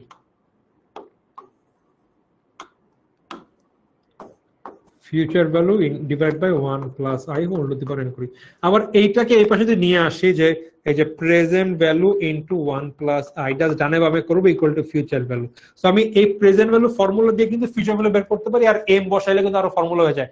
একটা ফর্মুলা ছিল চারটা ফর্মুলা হয়ে যায়। একইভাবে তোমাদের এই চ্যাপ্টারে মোট 3টা থেকে 4টা ফর্মুলা শিখতে হবে, যেটা একটু যদি বুদ্ধি খাটাই ওইখান থেকে আমি 15-16টা ফর্মুলা বের করে ফেলতে পারবো। ওকে, তো এর মধ্যে যেই ফর্মুলাটা দুইটা ভালো মতো শিখতে হবে আমরা এখন দেখবো এখানে। সো এই একটা ফর্মুলা আমাদের present value annuity A into 1 plus I whole to the power n minus 1 divided by I, sorry future value annuity. এখন ভাই এখানে কি, আই মানে কি আমরা জানি ইন্টারেস্ট রেট, n মানে কি ভাই আমার মেয়াদ বা সময়, 1 তো 1, আই তো এখানে আছে। ভাই এই জিনিসটা কি, ওই যে আমাদের ফর্মুলা এ নতুন আসছে, এ নতুনটা কি ভাই, ওই যে প্রতি মাসে একটু বা বছর একটু টাকা দেয় যে কিস্তিটা, ওইটাই হচ্ছিল এ। সো এইটা বার্ষিক চক্রবৃদ্ধি। এখন আমরা যদি ভাই আমাদের বছরে একাধিকবার চক্রবৃদ্ধি হয় আমরা কি করব, একাধিকবার হলে কি আসবে বলতো, যখন আমাদের বছরে একের অধিক চক্রবৃদ্ধি হবে, আমি আগের ক্লাসে বলে দিয়েছিলাম, বলতো আমাদের কি করতে হবে, কোন মানটা চলে আসবে ফর্মুলায় ভাই, পাওয়ার এন কোথায়, যে 1 প্লাস আই বাই এন ব্র্যাকেটে, ব্র্যাকেটের উপরে এন, মনে করো 1 প্লাস আই এর, তুমি তো করছে ভাই দূর, পাওয়ারটা এন কোথায়, এই যে বলতো, যদি বছরে একাধিকবার চক্রবৃদ্ধি হয় এখানে কি হবে, এটা তো বছরে একবার চক্রবৃদ্ধি হবে, সেটার ফর্মুলা বলতো কোন মানটা আসবে, এম আসবে, এক্স্যাক্টলি। আমি আগের ক্লাসে একটা তোমাদের কবিতা মুখস্থ করতে বলেছিলাম, আমার লেখা ফাইন্যান্সের একটা কবিতা, আই এর নিচে এম, এন এর সাথে এম, এম এর কাজ দুই জায়গায় ভাই, আই এর তলে এন এর সাথে। সো আমি এই ম্যাথে আমার যদি এম আনতে হয়, আই এর নিচে একটা এম আসবে, মানে 1 plus I by M, I এর নিচে আসবে আর এন এর সাথে একটা আসবে, আবার নিচে একটা আই আছে ওইখানে কিন্তু আই এর তলায়। ফর্মুলায় যত জায়গায় আমার আই আছে তার নিচে এম আসবে, যত জায়গায় এন আছে তার সাথে এম আসবে। তো আমার এই ফর্মুলা আই কয়টা আছে, দুইটা আই আছে, দুই এর নিচে এম চলে আসবে, একটা এন আছে এর সাথে এম চলে আসবে। দেখো I by M, I by M, এই যে এই আই এর তলে আসছে, এই আই এর তলে আসছে, এন এর সাথে এম আসছে, বাকি ফর্মুলা অ্যাজ ইট ইজ, বছরে একাধিকবার চক্রবৃদ্ধি হলে। সো একটা ফর্মুলা আছে, কবিতা মুখস্থ আছে, আমাদের একটা ফর্মুলা মুখস্থ করা লাগবে না, হয়ে যাবে, গেল। এখন অনেক জায়গায় জাস্ট বলে রাখি, অনেক জায়গায় আই লিখছে, অনেক জায়গায় কে লিখছে, মাথা দরকার নেই। আমরা একটা ম্যাথ করি, দেখো মনে করো তুমি আজ থেকে 5 বছর পরে একটি গাড়ি কিনবে, ওকে, ওই সময় তোমাকে এককালীন পরিশোধ করতে হবে 5 লক্ষ টাকা, ওকে। এখন মজার কাহিনী কিন্তু ঘটে গেছে, দেখো আমরা এইটা দিয়েই যদি মনে করো বলছে আমাদের ফিউচার ভ্যালুর কথা আমরা বের করব, বাট মনে করো আমাকে এইটার মান দেওয়া আছে, আই এর মান দেওয়া আছে, এন এর মান দেওয়া আছে, আমি কি এ বের করতে পারবো বলতো, যদি আমাকে বাকিগুলা দেওয়া থাকে আমি কি এ বের করতে পারবো কোন একটু বলতো,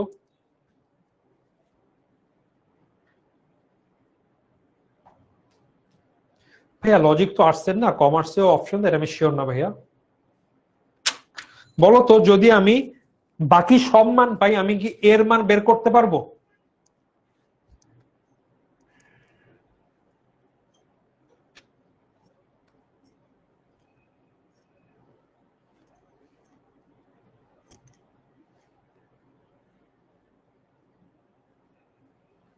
বলো বলো বলো বলো বলো।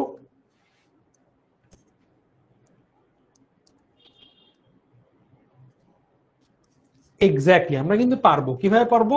জাস্ট গুণ অবস্থায় আছে, দেখো, future value annuity divided by 1 plus I whole to the power n minus 1 divided by I equal to A. Just এই পার্টটাকে আমরা নিচে নিয়ে আসবো, ভাগ যত গুণাকার আছে ভাগে নিচে নিয়ে আসবে। তো পারা যাবে। এখন দেখো এখানে বলেছে তোমাকে একটা গাড়ি কিনবা, যে তোমার আগামী কত বছর পর, 5 বছর পরে 5 লক্ষ টাকা জমা দিতে হবে। এবং ম্যাথে কি বলবে আগামী দিনে বলে দেই, তুমি এখন একটু একটু করে টাকা জমাবা। সো এখন টাকা জমায়, বলতো এই যে টাকাটা পাবা বড় একটা অ্যামাউন্ট, এইটা কি আজকে পাবা নাকি ভবিষ্যতে পাবা বলো তো একটু। যে ভাইয়া এই যে একটু একটু করে টাকা দিচ্ছি আমি, এই টাকাটাকে আমি আজকে পাবো নাকি ভবিষ্যতে পাবো বলো তো একটু।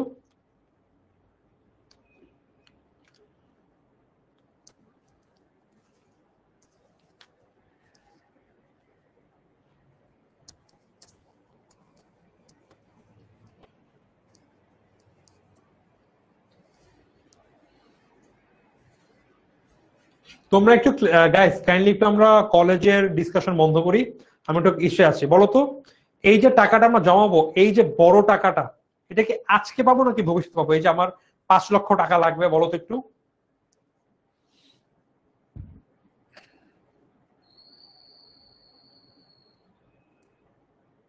ফিউচারে। সো যেহেতু টাকাটা ফিউচারে পাবো, future value annuity, very simple. আচ্ছা এখন দেখো প্রশ্নকে আবার ব্যাক করি। 5 লক্ষ টাকা প্রয়োজন, এই 5 লক্ষ টাকার সাথে তুমি প্রতি বছর শেষে বছরে হবে মানে এখানে আমার এম এর কাহিনী নাই, আইএফআইসি ব্যাংকের সঞ্চয় হিসাবে সমপরিমাণ কিস্তিতে টাকা আগামী 5 বছর জমা দিতে চাও। যদি সুদের হার 6% হয় তাহলে প্রতি কিস্তিতে কত টাকা বের করতে হবে। সো আমাকে কি কি করতে বললো বলতো, এইখানে আমাকে দেওয়া আছে এন এর মান 5 লক্ষ টাকা, 5 লক্ষ ছিল ফিউচার ভ্যালু অ্যানুইটি। এরপরে আমাকে কি বলেছে, 6% ইন্টারেস্ট রেট, এবং প্রতি কিস্তিতে কত টাকা দিতে হবে, কিস্তি মানে এ। আমাকে বলছে ভাই এ এর মান বাইর করো। দেখো কি হয়, আমরা ফর্মুলা কি শিখেছি দেখো তো, future value annuity equal to A into 1 plus I whole to the power n minus 1 divided by I. মান বসাই কি কি আছে। ফিউচার ভ্যালু অ্যানুইটি কত লক্ষ টাকা বলেছে, 5 লক্ষ টাকা, ইকুয়াল টু এ ইন্টু, আমার তো এর মান বের করতে হবে, নাই 1 প্লাস আই, আই কত 6% মানে 0.06 হোল টু দি পাওয়ার কত বছর, কত বছর বলেছে 5 বছর। So whole to the power 5 minus 1 divided by 0.06। ভাই 0.06 মানে কই আসলো, কারণ আমি 6% বা 6/100 লিখতে পারি, 6/100 মানে 0.06 আসবে আমাদের। সো আসলো। এরপর আমি কি করবো, আমি আবার কালার চেঞ্জ করে যেন আমাদের না মিলে যায়, এ বের করতে হবে, জাস্ট আমরা উল্টায় নিয়ে আসি। 5 lakh 1 plus 0.06 whole to the power 5 minus 1 আর নিচে 0.06 ইকুয়াল টু এ। এখন জাস্ট আমি এটা যদি ভাগ করে ফেলি তাহলে আমার মান বের হয়ে যাবে। আমার কাছে আনফরচুনেটলি এখনো ক্যালকুলেটরটা নেই, তোমরা মান বের করো তো একটু, দেখো তো কত আসে। একবারে মান বের করে ফেলো, বসায় দাও, আমার এর মান হয়ে যাবে। ভাই এ তো যেই টাকা কিস্তি টাকা পাবো ওইটা, ইয়াস ক্যালকুলেট লাগবে আমার একটা। ইয়াস আমরা এখানে কিস্তির টাকা, ইয়াস।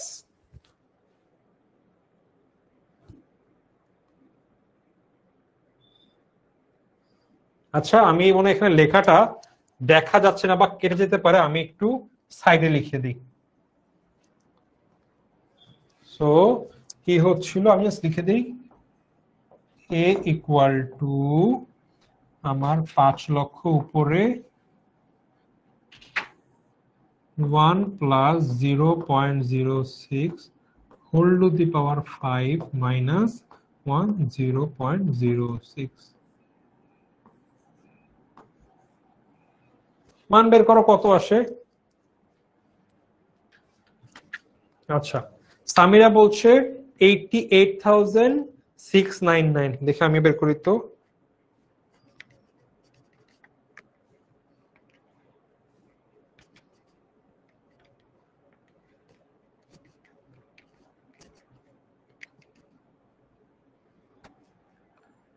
এক্স্যাক্টলি 88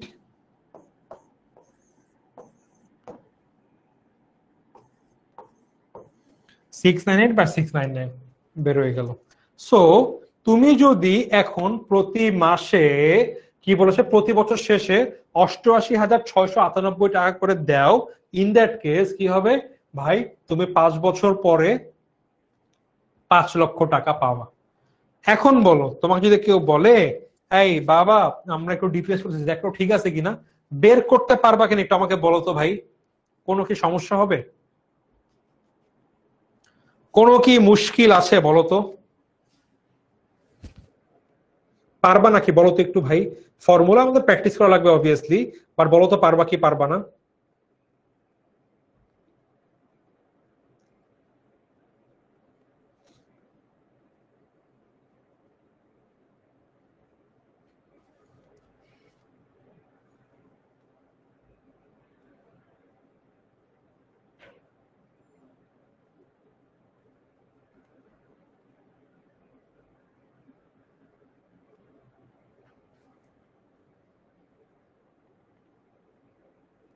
ইজি, ইয়াস আমার ম্যাথটা করে দেওয়া আছে। অনেক জায়গায় দেখবা কে দেওয়া আছে, বেসিক্যালি কে অথবা আই একই কথা। আচ্ছা আর একটা প্রশ্ন, সব শেষ, সব সেম, খালি এখানে একটা কথাই বলা আছে মাসের শেষে। সবকিছু সেম ভাই, শুধুমাত্র বলে দিছে প্রতি মাসের কথা বলছে।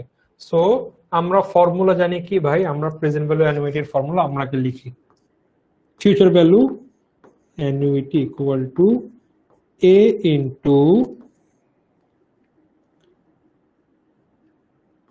1 প্লাস আই বাই এম, কারণ জানি কি আই এর সাথে এম, এন এর সাথে এম, কি হলো আই বাই এম,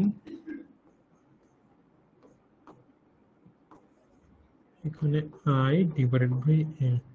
আমার এখানে কি বলেছে, নাহিদ একজন লেখক, তিনি সঞ্চিত বলার প্রতি বই প্রকাশক করেন এবং প্রকাশক তাকে প্রতি মাসের শেষে 1 লক্ষ টাকা করে দিবে, আগামী 5 বছর ধরে দিবে এবং সুযোগ ব্যয় 15%। সুযোগ ব্যয় বা সুদের হার সেম কথা।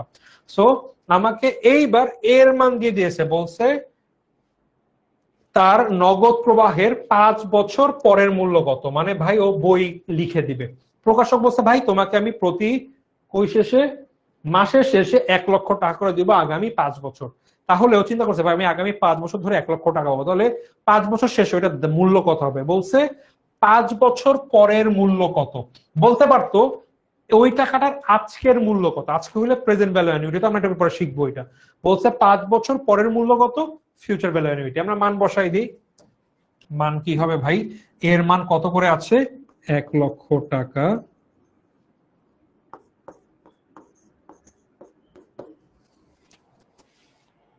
আচ্ছা এখানে একটু ভুল আছে, মানে উত্তরটা এখানে বেসিক্যালি করা হয়েছে 10,000 টাকা দিয়ে। সো আমরা করলে এমন করে 1 লক্ষ টাকা করে দিবে, আসলে 1 লক্ষ টাকা দেয় না, আমি আচ্ছা করি 1 লক্ষ দিয়ে কি হয়েছে, পাবে প্রতি বছর 1 লক্ষ, অনেক ভালো রাইটার।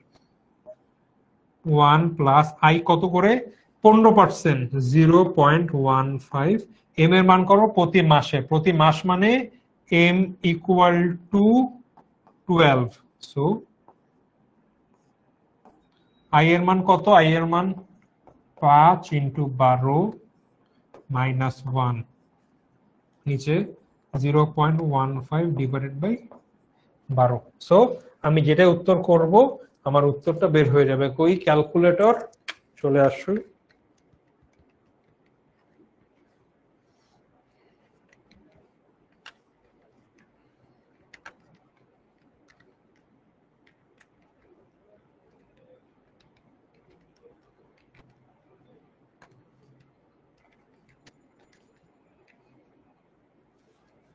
সে সব মিলে যে টাকা পাবে তার অ্যাকচুয়াল মূল্য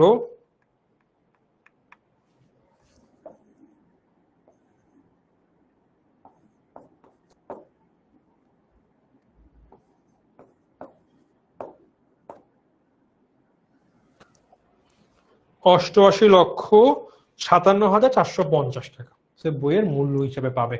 এখন ইভেনচুয়ালি এই ম্যাথটা এখানে অ্যাকচুয়ালি দুইটা ভুল আছে। এখানে এই ম্যাথটা করে এখানে 13% দিয়ে করেছে, এটা হবে অ্যাকচুয়ালি 15%, আর এখানে 10,000 টাকা দিয়ে করছে, এটা প্রশ্নে আছে হচ্ছিল 1 লক্ষ টাকা। সো এই ম্যাথ জাস্ট উত্তরটা সামহাউ সোয়াইপ হয়ে গেছে, সো বাকিটা করলে এখানে একটা মান চলে আসবে। সো ফর্মুলা সেম, এখানে সামহাউ উত্তরটা একটু ভুল আছে।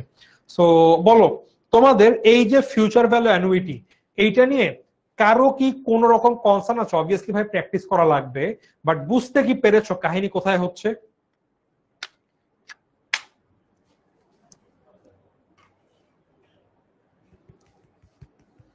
এক্স্যাক্টলি তাহসিন, এটাও বুঝতে পেরেছো। 88,57,450 সেম মিলে গিয়েছে, ইয়েস।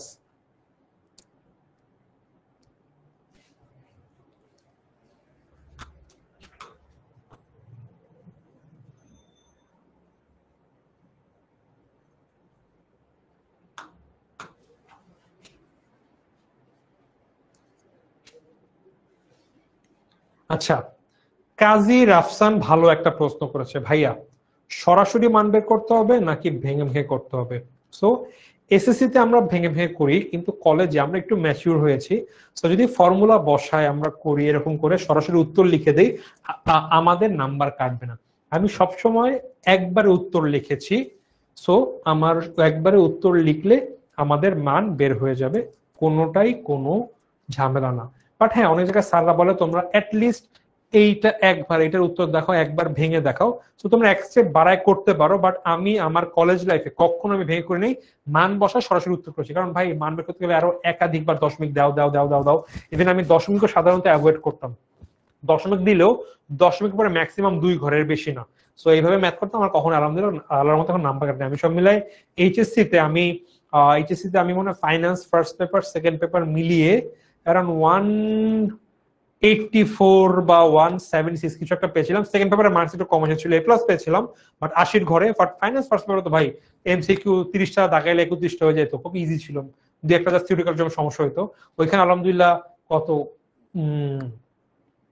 এরকমই ছিল, 78, 79 কি 28, 29। আর ম্যাথ তো ভাই ম্যাথ ভুলকার জায়গা নেই, ভেরি ইজি গেল।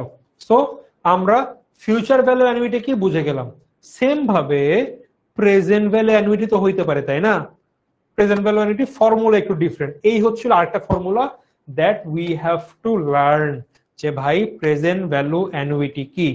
সেম ফর্মুলা, সেম, শুধুমাত্র a into 1 minus 1 by I, sorry 1 minus 1 by 1 plus I whole to the power divided by I, শুধুমাত্র ফর্মুলা একটু ডিফারেন্ট। আমাদের ফিউচার ভ্যালু কি ছিল? আমাদের ছিল a into 1 plus I whole to the power n minus 1 divided by I, এটা ছিল আমাদের ফিউচার ভ্যালু অ্যানুইটির ফর্মুলা। প্রেজেন্ট ভ্যালুতে আমাদের একটু চেঞ্জ আছে ফর্মুলা, সো এই formula we have to learn. So গেল, এইটা বার্ষিক। যদি মাসিক চক্রবৃদ্ধি কি হয়, জাস্ট আমাদের আই এর নিচে এম, এন এর সাথে এম গুণ দিলে খাল্লাস সব কাজ। তো এই হচ্ছিল আমাদের ওভারঅল ফর্মুলা। একটা ম্যাথ দেখি, সূত্র কোথায় কি আছে, একটা ম্যাথ। যদি আপনি 5 বছর যাবত প্রতি বছর শেষে রূপালী ব্যাংক হতে 700 টাকা গ্রহণ করতে চান, তাহলে বার্ষিক 8% হার সুদে বর্তমানে আপনাকে কত টাকা জমা দিতে হবে? 5 বছর যাবত আমি পাবো 700 টাকা করে 8% সুদে, আপনাকে কত টাকা জমা দিতে হবে? ভাইয়া অ্যানুইটির কনসেপ্টটা একটু বুঝাতে হবে। দেখো আমাকে এই ম্যাথটাই দেখো আগে যে কি বলেছে। তুমি আজ থেকে এই ম্যাথটা দেখো, ম্যাথে কি বলছো, তুমি আজ থেকে 5 বছর পর একটা গাড়ি কিনতে চাও, তুমি 5 বছর একটা গাড়ি কিনতে যাবা, গাড়িটার দাম 5 লক্ষ টাকা। এর জন্য তুমি এখন প্রতি বছর একটু একটু টাকা জমাতে চাও, যে ভাই আমি প্রতি বছর ব্যাংকে কিছু টাকা জমা দিয়ে দিয়ে 5 বছর পরে সুদ আসলে একসাথে 5 লক্ষ টাকা পাবো। তো এই যে 5 লক্ষ টাকা পাওয়ার জন্য একটু নির্দিষ্ট পরিমাণ, আমরা ম্যাথ করে দেখেছি, আমার প্রতি মাসে 88,698, 88,700 টাকা। তো আমার প্রতি বছরে 88,700 টাকা জমা দিলে 5 বছর পরে আমি 5 লক্ষ টাকা পাবো। এই যে প্রতি বছর নির্দিষ্ট পরিমাণ টাকা জমা দিয়ে দিয়ে আমি একটা বড় অ্যামাউন্ট পাচ্ছি, বা বর্তমানে আমি একটা বড় অ্যামাউন্ট জমা দিয়ে পরবর্তী ওই টাকাটা পাচ্ছি, এটাকে আমাকে বলা হয় অ্যানুইটি। ওকে, তো এইখানে আমাকে বলেছে কত টাকা দিতে হবে। এখন দেখো এই ম্যাথে আমি আগামী 5 বছর 700 টাকা করে দিতে চাই। আজকে আমাকে তো এর জন্য ব্যাংকে কিছু টাকা জমা রাখতে হবে। প্রতি মাস বছর 700 টাকা পাওয়ার বর্তমানে জমা রাখবো এমনটা কিন্তু একটু বড়। এখানে তোমার 700 টাকা দেখে মনে হচ্ছে কি রে ভাই, বর্তমানে কয় টাকা রাখা লাগবে, এমন কম, বাট স্টিল 700 তুলনায় তো বড়। সো বড় অ্যামাউন্টটা কিন্তু বর্তমানে আমি জমা রাখছি। সো এইটা প্রেজেন্ট ভ্যালু অ্যানুইটির ফর্মুলা। সো কি হবে, present value annuity equal two A into 1 minus 1 by 1 plus I whole to the power n divided by I। এই nটা কিন্তু গুণ না, পাওয়ার আকারে থাকতেছে। গেল, মান বসাই। এর মান কত, আমি কত টাকা করে পেতে চাই, আমি চাই 700 টাকা করে পেতে। ওকে বুঝলাম ভাই। কত, 1 মাইনাস 1 তো 1, 1 মাইনাস 1 বাই 1 প্লাস সুদের হার কত, 8%, 8 মানে 0.08। কত বছরের জন্য পাবো, 5 বছরের জন্য পাবো। সো নিচেও 0.08। ওকে, যদি এবার মানটা আমি বসাই দেই আমার ক্যালকুলেটরে গুণ করে, 700 ইন্টু, কাহিনী হয়ে গেছে। আজকে আমি তোমাদের যেহেতু প্রথম ক্লাস, বুঝানোর জন্য ম্যাথ গুলার মান একটু ইজি করে দিয়েছি, যদি আগে উত্তরের সাথে কিছু মেলে নাই। So 1.08 whole to the power 5। আমি ফর্মুলা ভুল করি অনেক, সো দেখো ফর্মুলা ভুল করে জানাইও। সো বর্তমানে আমাকে কত টাকা জমা দিতে হবে, 2794.9, এটাকে আমি 2795 ও লিখতে পারি শর্টকাটে। সো আমি লিখে দিই 2795, ভেরি কনভেনিয়েন্ট দশমিকে না যাওয়া। যখন আমি দশমিক দিব না এখন আমি প্রায় দিয়ে দিব। সো আমার 2795 টাকা আমার দিতে হবে। অনেক 2800, আপু 2800 দিও না, কজ অ্যামাউন্ট যেহেতু ছোট, এখানে কিন্তু 4-5 টাকা অনেক বড় ফ্র্যাকশন। সো আমাদের এইটা দিতে হবে দিয়ে প্রায়। সো আমি ইজি ব্যাক করে জমা দিয়ে দেখো কত টাকা দেওয়া লাগবে, করলে 2795 টাকা জমা দেওয়া লাগবে, শেষ। Very easy. আরো একটা আছে নাহিদের কথা, সেম জিনিস। দেখো নাহিদ একজন লেখক, তিনি সামিট পাবলিকেশন থেকে বই বের করেন, প্রকাশক থেকে প্রতি মাসে, এই যে প্রতি মাস যেহেতু নিয়ে আসি, এখানে আমার m ইকুয়াল টু 12, 10,000 টাকা করে দিবে আগামী 5 বছর, এবং সুযোগ ব্যয় বা সুদের 13% হলে, তাহলে তার প্রাপ্ত টাকার বর্তমান মূল্য কত। দেখো আমি একটু আগে সেম ম্যাথ করেছি ফিউচার ভ্যালুতে, এখন আবার করলাম বর্তমান মূল্য কত। এন্টায়ার ম্যাথ সেম, সবকিছু সেম, জাস্ট একটা জায়গায় একটু ঘুরে দিছে। কি ভাই, দেখো এইখানে বলছে যে টাকাটা পাবে তার 5 বছর পরের মূল্য চাইছে, পরের মূল্য দিলে আমরা ফিউচার ভ্যালু অ্যানুইটি করছি। আর এখন এখানে বলছে ভাই ওর 5 বছরের বর্তমান মূল্য কত। সো এইটা আমি প্রেজেন্ট ভ্যালু অ্যানুইটি করব। আমি সেম মানে বের করতে পারি যে ভাই আমি 5 বছর ধরে টাকা পাবো, এর আজকের মূল্য কত, ভবিষ্যৎ মূল্য কত, আমি দুইটাই বের করতে পারবো। কারণ ভাই টাকার তো একটা ভ্যালু আছে, আজকেও একটা ভ্যালু, 5 বছর পরের ভ্যালু, আমি কোনটা বের করবো আমার উপরে। সো এইটা করলে প্রেজেন্ট ভ্যালু অ্যানুইটির মান দিয়ে আমি করে উত্তর বের হয়ে যাবে 4 লাখ সামথিং এত টাকা। সো তোমাদেরকে আমি গত ক্লাস এবং আজকের ক্লাস মিলায় মোটামুটি এইচএসসি তে দুইটা সৃজনশীল মোটামুটি কমন পাওয়ার সকল টেকনিক শিখাই দিলাম। যাও ভাই তোমরা যাও। আচ্ছা এখন হচ্ছে কি সংখ্যাগুলা কি ইংলিশে লিখতে হবে নাকি বাংলা সংখ্যা? আচ্ছা ভাইয়া সংখ্যা সাধারণত ইংলিশে লেখা বেটার, ইংলিশে লেখো বাংলা লেখো কোনো কিছু না, বাট হ্যাঁ আমরা ক্যালকুলেটরের মান বসাই। ইংলিশ লেখাটা কেন ওয়াইজার, আমি ক্যালকুলেটরের মান বসাই।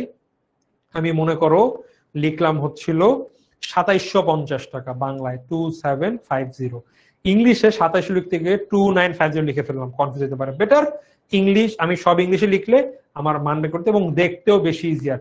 বাংলা একটু টাফ, আর ক্যালকুলেটর ইংলিশে তুমি লিখবা বাংলা একটু কষ্ট হবে, বাট তুমি বাংলায় লেখো ইংলিশে লেখো তোমার একটা নাম্বারও কাটবে না।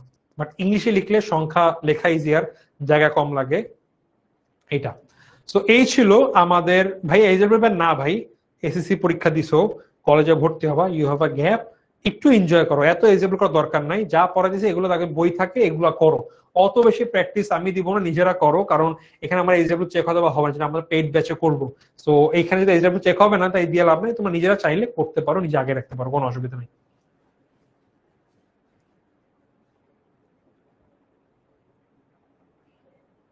আচ্ছা বারাকাত আবির বলছো সক্কা, এসো কে গে সক্কা, আমি বুঝলাম না, সংখ্যাকে কি তুমি সক্কা লিখছো সম্ভব? ইংলিশে লিখলে নাম্বার কেন বিচার না, এক নাম্বার না ভাই, আমি সারা জীবন ইংলিশে লিখছি, সারা জীবন ম্যাথ আমি একবারে করছি, ভেঙে ভেঙে করি, আমাকে একটা নাম্বারও কাটে নাই। গেল।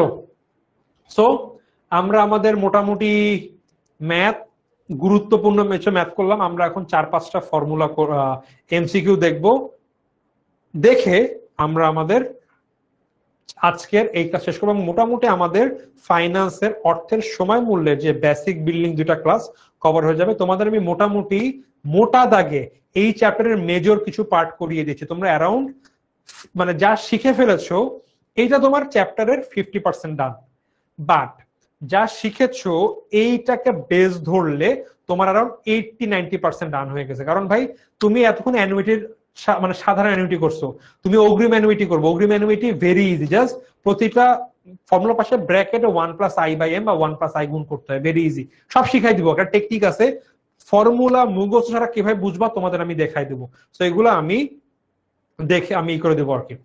ওকে, সো এইবার আমাকে একজন বলছে ভাইয়া আপনি গোট, এখন গোট মানে কি আমি জানি কেন রোনালদো মেসিকে গোট বলা হয়, বাট এখানে টোয়া আবার বলছে গোট আমাকে, মানে টোয়া মনে মনে করছে আমাকে ছাগল বলেছে সামহাউ বা ভেড়া বলেছে।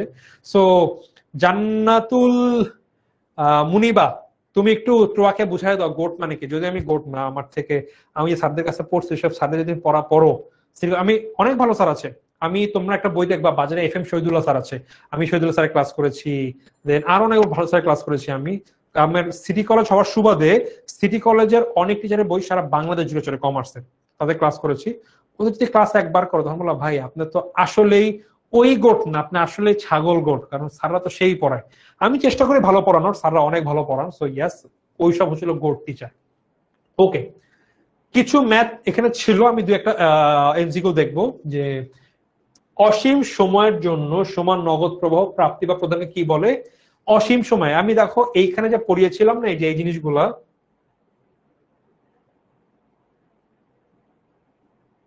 এই যে এইগুলা এইখানে আরো বিভিন্ন, এই যে তোমাদের এইগুলো দেখিয়েছি, এখানে আরো অনেক রকম নগদ প্রবাহ আছে, চিরস্থায়ী, তারপরে এই যে এরা অনেক রকম আছে। তোমরা যখন ক্লাস করবা তখন তোমাদেরকে আমি দেখাবো এগুলা।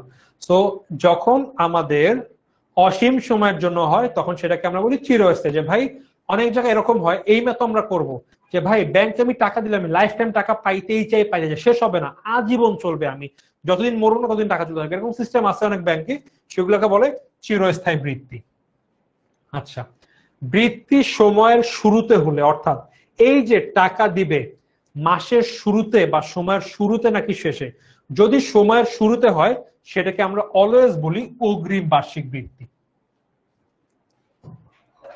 চিরস্থায়ী বৃত্তি বলতে কি, একটু আগে আমরা দেখলাম চিরস্থায়ী বৃত্তি কাকে বোঝায়, যেখানে অনির্দিষ্ট সময়ে, আচ্ছা নির্দিষ্ট না, চিরস্থায়ী মানে অনির্দিষ্ট।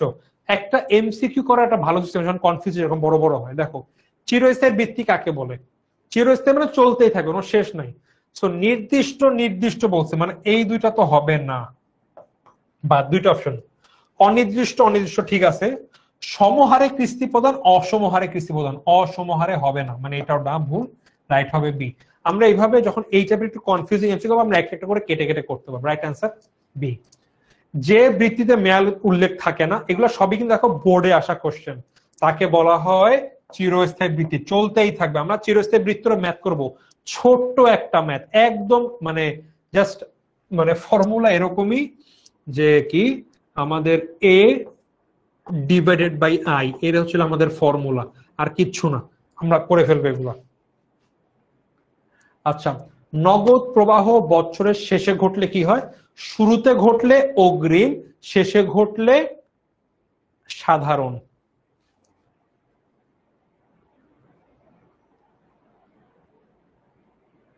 এই যে সাধারণ, শেষে শুরুতে সাধারণ,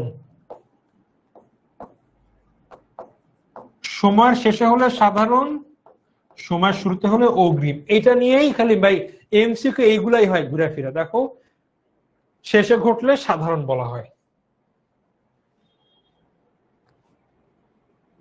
বলো, যে বার্ষিক বৃদ্ধি নগদ প্রবাহ প্রতি সময়গুলো শুরুতে সংগঠিত থাকে কি বলা হয়? বলো।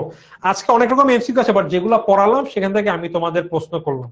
বলো রাইট, রাইট উত্তর কি হবে? 16-র উত্তর কত বলো, এরপরে আমরা আমাদের ক্লাস শেষ করব ইনশাল্লাহ।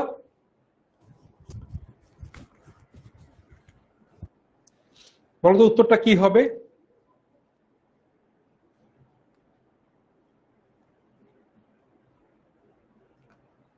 আশা করি তোমরা সবাই পারবা। বলো তো কি হতে পারে? What could be the right answer to this question? বলো, বলে ফেলো দ্রুত করে। 13-র উত্তর কত?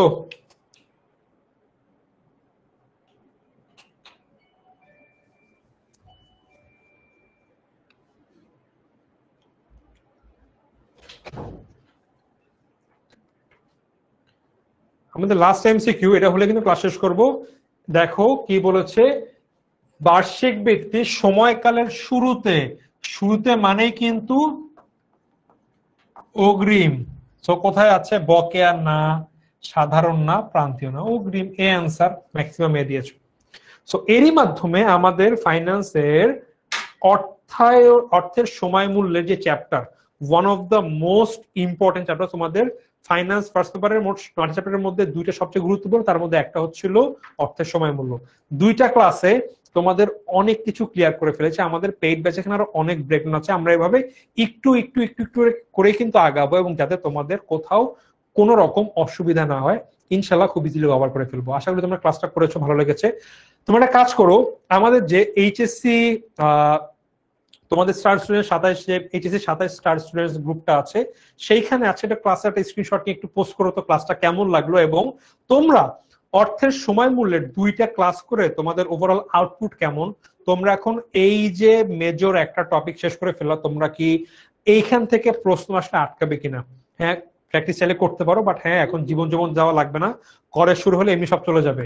সো বেটার একটু প্র্যাকটিস করো বাসায়, বাট অন্য মুভি দেখো, খেলাধুলা করো, ঘুরতে যাও, বাট পুরো সময় দেওয়া লাগবে না। আর হ্যাঁ, তোমাদের কলেজে কিন্তু একটা অপশন আমি কথা বলেছি, সাবজেক্ট চুজ নিয়ে কি করবা। সো ভেরি ওয়াইজ থেকে ওই ব্যাপারটা নিয়ে এমন সাবজেক্ট নিয়ে যেটা তোমাদের জন্য হেল্পফুল হয়। So thank you so much.